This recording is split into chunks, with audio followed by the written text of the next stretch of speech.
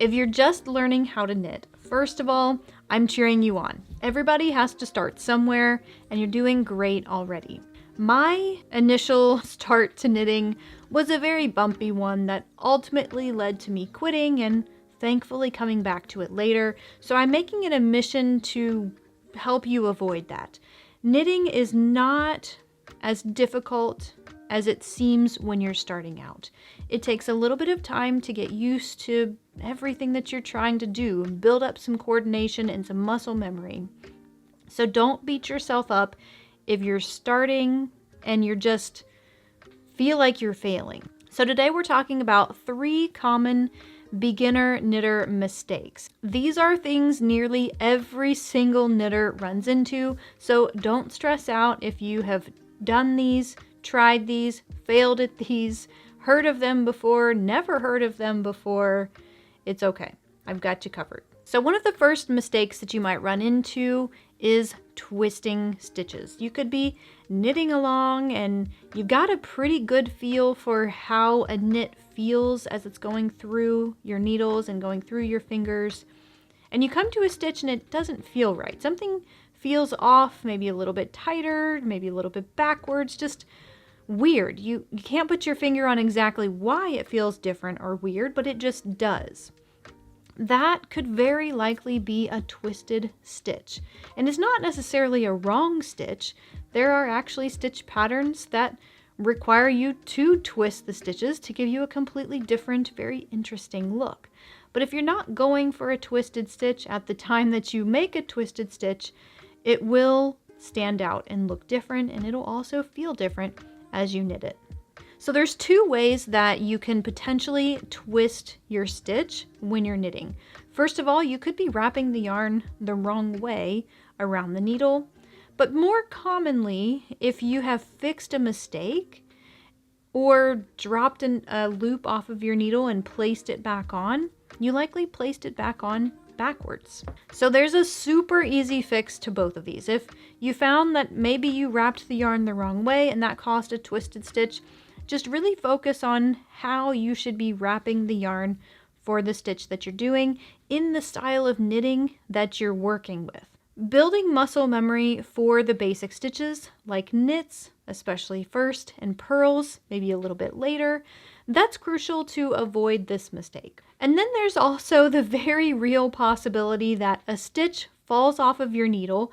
Thankfully, you don't drop the whole stitch and it unzips your work. Maybe you just drop the loop and you need to place it back. When you place the loop back on your needle, it has to go on exactly like this.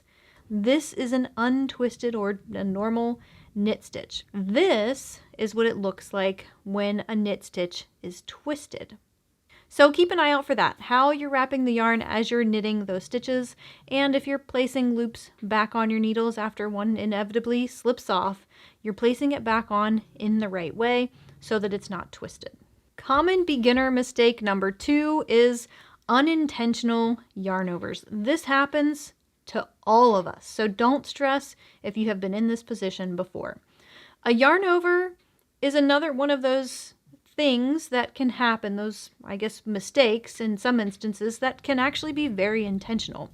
Sometimes a yarn over is incorporated into a stitch pattern to make some lacy designs, but sometimes you just don't want a yarn over because you don't want an extra little hole in your work. So a yarn over can happen, again, if you're not used to making the stitches themselves, if you're not wrapping the yarn in the right way possible, or even more commonly, when you're transitioning from knits to purls. If you're familiar with purl stitches, you'll recognize or remember maybe that the working yarn has to be in front of the work as you're purling the stitch. And for knits, it's coming out towards the back of the work. But let's say you are doing a knit purl pattern, of some combination of that. You work your knit stitch, you pull the yarn forward to make a purl stitch, but your muscle memory makes you do a knit stitch.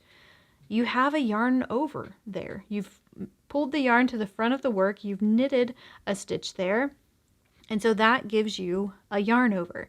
Now it's not quite as obvious when it's on your needles right now, but this is what a yarn over will look like when it does occur in your project. So the easy fix for accidental yarn overs is to keep the yarn in the right position for the stitch that you're knitting, and to really focus and concentrate on what you're doing until you've built up that muscle memory. So remember, the working yarn always goes towards the back when you're knitting, and you always pull it forward when you're purling. Another little thing that really helps too is to count your stitches at the end of every row. Now I know this is super tedious for beginners, and you might even think, yeah, right, I don't have the patience to count every stitch of every row.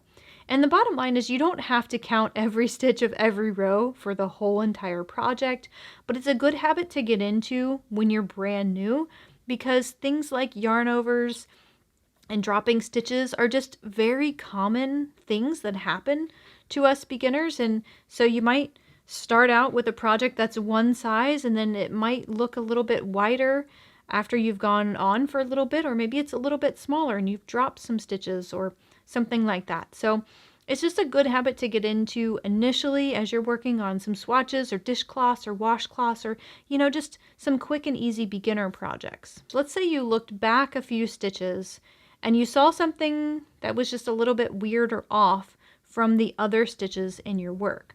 Well, one of the easiest ways to work yourself back to that stitch is to tink. That's the fun wordplay that we use to knit backwards. So tinking is knitting backwards. It's really simple. When you're undoing a knit stitch, this is exactly how you'll do it.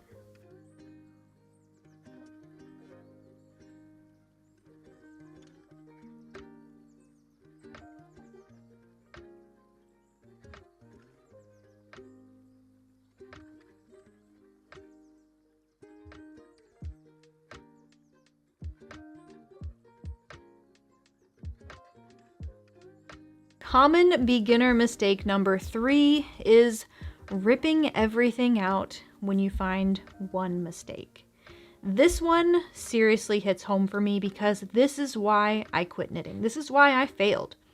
Look, I tried to teach myself how to knit just like you, but I gave up because I made a mistake. I didn't know how to fix it. I ripped it out, started over, made another mistake because I'm human and I'm learning something new, but I couldn't deal with the fact that there was a mistake there. So I ripped it out and I started over, and I ripped it out and I started over and made a mistake and ripped it out. I did this until I drove myself crazy. I told myself I couldn't knit, that I would never learn how to do this, that I wasn't good enough, that it was too difficult, that I didn't have the patience that it takes to knit. And all of these things were so incredibly wrong. I just didn't know how to fix a little mistake. Mistakes are going to happen, and it's okay. It's fine. Your first project is going to be terrible. It's not going to look like what you expect it to. You're not going to run to somebody and show them like you're so proud. Look, I knit this washcloth and it looks beautiful. And that's not going to be the case for your first project. So if you set your expectation that this is practice, that it's not going to look great, that there's going to be mistakes, then you're not let down if you make mistakes, and if it doesn't look good, and if it doesn't look like what it's supposed to look like. The goal should be to finish it, and that's it. Accept it for what it is, finish it knowing that your next thing will be just a little bit better. And it might still not be perfect. It might not be something that you're proud of, but you finish it regardless. And you start on the next project, and it's going to start getting a little bit easier. The next project, you might say, wow, I've built up this muscle memory. My stitches are getting a little bit more even, and they look neater. And now I understand what it looks like if I accidentally add a yarn over, or if I accidentally drop a stitch off of my needles. Maybe now I know how to fix it. So with every little project that you complete, it's going to get better and better.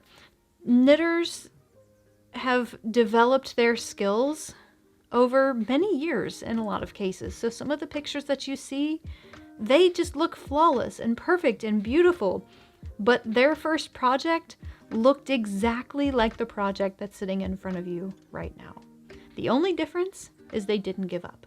So if you're finding twisted stitches, or you're dropping stitches, or seeing extra yarn overs or holes in your work, or you just can't get over the fact that you've got a mistake in your work, and you just can't bring yourself to start over yet again, these things are totally normal in the beginning, and they are so fixable. And I'm sure you're doing better than you're giving yourself credit for. Let me know in the comments if one or maybe all of these has tripped you up in the past, or if you have a fix to share to another common beginner mistake that maybe isn't on this list. I think that'll really help others in the community. Happy knitting, and I'll see you in the next one.